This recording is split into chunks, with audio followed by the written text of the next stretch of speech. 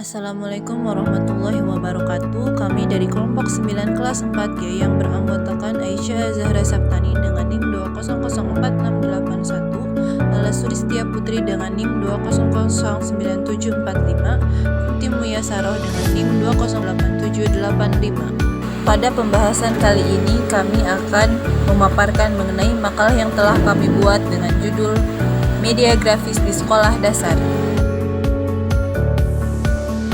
Salah satu masalah yang dihadapi dunia pendidikan saat ini adalah proses pembelajaran yang terjadi kurang mampu mengembangkan kemampuan berpikir strategis. Di sekolah dasar, semua mata pelajaran dilaksanakan dengan tematik integratif berdasarkan tema-tema yang sudah disusun. Untuk dapat menjalankan proses pembelajaran dengan baik sampai dengan penilaian dan evaluasi, memerlukan media yang tepat dalam pelaksanaannya. Salah satu media yang digunakan adalah media grafis, termasuk media visual. Media grafis mempunyai beberapa fungsi, diantaranya menyalurkan pesan dari sumber ke penerima pesan yang diimplementasikan dalam bentuk sumber-sumber komunikasi visual. Agar proses penyampaian pesan dapat berhasil dan efisien, simbol-simbol tersebut perlu dipahami benar, maka grafis sebagai media dapat mengomunikasikan fakta dan gagasan secara jelas. Untuk tujuannya yaitu untuk mengetahui bagaimana implementasi penerapan media grafis berbasis ICT yang dilakukan di sekolah dasar dengan mempertimbangkan akreditasi sekolah, kualitas lulusan, kualitas guru, sarana dan prasarana, serta dana yang tersedia. Untuk metode penelitiannya, dalam penelitian ini, peneliti menggunakan pendekatan kualitatif. Penelitian tentang pemanfaatan media grafis di sekolah dasar dilakukan di SDN Sukamaju dan SDN Tegal Kalong. Partisipan dalam penelitian ini yaitu kepala sekolah dan guru di SDN Sukamaju dan SDN Tegal Kalong.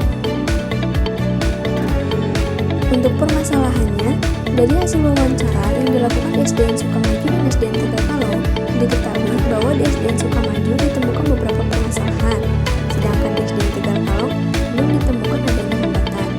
Adapun permasalahan yang saat ini dihadapi SDN Sukamaju yaitu yang pertama, keterbatasan sarana dan prasarana khususnya di bidang IT. Yang kedua, adanya ruangan yang kurang layak pakai karena diketahui bahwa bangunan tersebut hampir roboh. Dan yang ketiga, keterbatasan guru dalam membuat media pembelajaran berbasis ICT. Solusinya, untuk mengatasi beberapa permasalahan yang ada, diperlukan beberapa upaya yang dapat dilakukan. Di antaranya, yang pertama, pemerintah seharusnya memperhatikan dan melakukan upaya pemerataan sarana dan prasarana yang ada di tiap-tiap daerah. Yang kedua, sekolah harus pandai-pandai mengelola dana dan melakukan pengajuan dana kepada pemerintah sesuai dengan keadaan sarana dan prasarana yang dibutuhkan oleh sekolah. Yang ketiga, lembaga pendidikan di setiap daerah harus mendata sekolah-sekolah yang ada di sekitar secara merata untuk mengetahui sarana dan prasarana apa saja yang kurang dan perlu ditambah atau diperbaiki. Nah, untuk yang terakhir, untuk mengatasi keterbatasan guru dalam bidang ICT bisa diatasi dengan mengikutsertakan guru dalam pelatihan di bidang ICT. Temuan di lapangan. SDN Tegal Kalong memiliki fasilitas ICT yang lebih lengkap karena sudah dilengkapi dengan komputer, printer, mesin fotokopi, fokus, papan proyektor, mic, kamera, mesin absensi, dan TV. Sementara di SDN Sukamaju terdapat beberapa fasilitas ICT yang belum terpenuhi. Hal ini terjadi karena dana yang didapat utamanya dialokasikan untuk perbaikan kerusakan di beberapa ruang kelas. Meski demikian, baik SDN Tegal Kalong maupun SD Sukamaju sudah mendapatkan akreditasi A. Ditemukan pula bahwa kedua sekolah sama-sama mengirim tenaga pendidik untuk mengikuti workshop, pelatihan, dan program peningkatan mutu kerja. Kedua sekolah sama-sama mendorong para tenaga pendidiknya untuk menguasai ICT. Kemudian dalam proses pembelajaran tatap muka, guru-guru di kedua SD tersebut sudah mengupayakan penerapan berbagai media pembelajaran, namun relatif masih manual, konvensional, dan non-elektronik. Dalam penggunaan media grafis sendiri, guru-guru di kedua SD tersebut lebih sering menggunakan media grafis berbentuk gambar atau foto, poster, peta, diagram, sketsa, bagan, dan lain-lain. Kendala dari penerapan media grafis elektronik masih sama, yakni belum meratanya fasilitas ICT untuk para siswa. Namun untuk pembelajaran secara daring selama masa pandemi yang lalu, penguasaan ICT guru di SDN Tegal Kalong lebih unggul. Hal tersebut dapat katalog seperti video pembelajaran, Google Sites, audio, dan lain-lain. Sementara bagi SDN Sukamaju, terdapat banyak kendala dalam pembelajaran daring karena sebagian guru belum begitu menguasai ICT. Faktor yang menghambat adalah kurangnya motivasi dan mayoritas guru yang sudah tidak muda. Rekomendasi yang disampaikan dari perbandingan tersebut dapat disimpulkan bahwa SDN Sukamaju memiliki lebih banyak kendala, terutama dalam fasilitas ICT dan media grafis elektronik. Untuk itu direkomendasikan pada SDN Sukamaju untuk tidak hanya mengandalkan dana BOS, karena dana tersebut lebih sering dialokasikan untuk pemeliharaan sarana dan prasarana, program peningkatan mutu kerja, dan perbaikan bangunan. Maka disarankan kepada SDN Sukamaju untuk mencari sponsor dan mengajukan permintaan bantuan dari Kemendikbud, Provinsi, dan Kabupaten untuk melengkapi fasilitas di SDN Sukamaju. Kemudian untuk mengatasi masalah guru yang belum menguasai ICT, direkomendasikan untuk mendorong guru-guru tersebut untuk mengenal pembelajaran ICT di kelas, mengikuti pelatihan, membaca literatur dan informasi seputar ICT yang dibutuhkan dalam pembelajaran, dan sering mempraktikkan penggunaan ICT yang sudah dipelajari.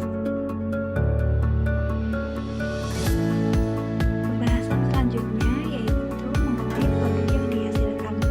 Untuk membantu beberapa guru yang masih belum menguasai ICT dalam pembelajaran, terdapat alternatif pelatihan yang dapat dipelajari secara mandiri, yakni dengan dibagikannya beberapa produk edukasi ICT sebagai berikut.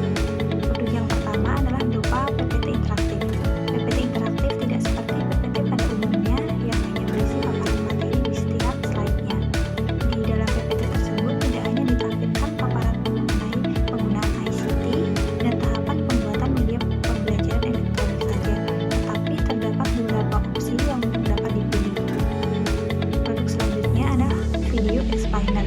Video Explainer akan dilengkapi dengan pemaparan mengenai basis-basis penggunaan ICT, cara membuat media pembelajaran penunjang proses belajar daring seperti membuat link Zoom, link Google Meet, link absensi, evaluasi, melalui Google Form, dan lain-lain. Selain itu, akan ditampilkan juga tayangan tutorial pembuatan media-media pembelajaran tersebut secara bertahap, jelas, dan rinci. Yang terakhir yaitu mengenai kesimpulan. Berdasarkan observasi yang dilakukan kelompok kami, ditemukan bahwa sekolah unggulan lebih baik dalam hal penerapan ICT dibandingkan dengan sekolah non-unggulan. Adapun poin-poin utama yang dapat disimpulkan sehubungan dengan hal tersebut adalah sebagai berikut. Yang pertama, sekolah unggulan lebih baik dalam hal ICT karena memiliki fasilitas dan akses ICT yang lebih baik. Yang kedua, sekolah unggulan memiliki alokasi dana pengembangan ICT yang lebih besar dibandingkan dengan sekolah non-unggulan. Yang ketiga, tenaga pendidik di sekolah unggulan relatif berusia lebih muda dan memiliki motivasi yang lebih tinggi dalam mempelajari dan menerapkan ICT untuk pembelajaran. Setelah melihat perbandingan tersebut, dapat diketahui bahwa untuk mengejar ketertinggalan dari SD unggulan diperlukan perhatian lebih dari pihak luar maupun dari dalam sekolah. Dinas pendidikan di setempat seharusnya lebih memperhatikan fasilitas-fasilitas ICT untuk semua sekolah secara merata, terutama bagi sekolah yang masih memiliki banyak kekurangan. Selain itu, dibutuhkan juga perhatian dari masyarakat sekitar lingkungan sekolah dan orang tua siswa dalam membantu dan memberikan baik secara materi, moral, dan tenaga. Kemudian dibutuhkan juga inisiatif dari warga sekolah, terutama tenaga pendidik dan pengurus sekolah dalam menerapkan program pengembangan ICT yang mencakup rencana pengadaan fasilitas ICT serta pelatihan penggunaan ICT bagi guru dan murid. Demikian pemaparan dari kelompok kami. Wassalamualaikum warahmatullahi wabarakatuh.